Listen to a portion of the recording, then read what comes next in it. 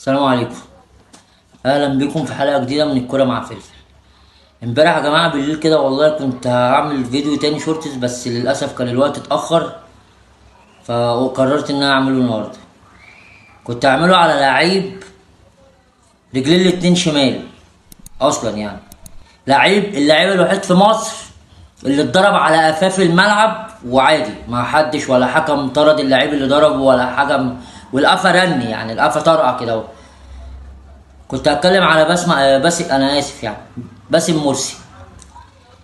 لعيب بيقول لك ان لعيبه الاهلي اللي اقل واحد فيهم واخد بطولات بعدد شعر راسه، تمام، بيقول لك ان لعيبه الاهلي كانت بتبقى مرعوبه وهي جوه اوضه اللبس. بذمكم ده كلام ما يضحكش. لعيب اصلا لما راح منتخب مصر كان بياخد الكرة عشان يطلعها اوت. لما راح الماتش اللي لعبه تقريبا، هو لعب ماتش واحد تقريبا، لعيب اساسا راح الزمالك، يعني ما اعتقدش ان هو يعني عمل حاجه اصلا. يعني اقل واحد جاي الاهلي اللي لسه جاي امبارح ده انتون موديست، واخد بطولتين وهو ما خدهمش، واخد ميداليه كاس العالم للانديه، كان لسه جاي يعني يا جماعه ده حاجه بذمكم، مش حاجه تضحك. لعيبه الاهلي بتبقى قاعده في اوضه اللبس مرعوبه وهتعيط انها تلعب الزمالك، وبيقول كده هو ده ايه ده هو انت عايز تبقى ترند؟ يعني انت عايز تطلع ترند؟ ما انت بتقول الكلام دوت عشان ما فيش حد بيعبرك ولا بيجيبك في برامج ولا حاجه.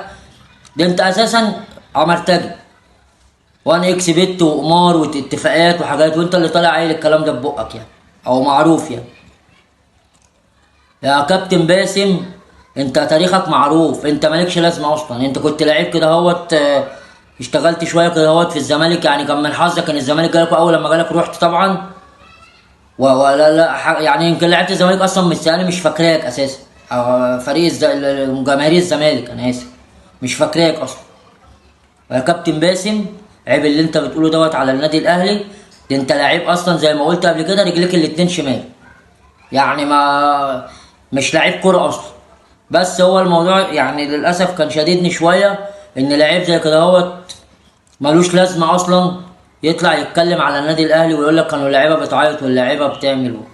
يا راجل عيب، يا راجل عيب. ده انت اتدربت على قفاك من سعد سمير في وسط الملعب وعادي يعني، ما ولا حد يتكلم معاك. القفا كده خدك كده اداك على قفاك في عند خط ضربة المرمى، وخدت القفا المحترم ورحت باصص له كده اهوت ولا كأنه عمل حاجة.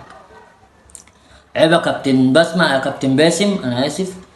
ماشي، عيب اللي انت بتقوله دوت ويعني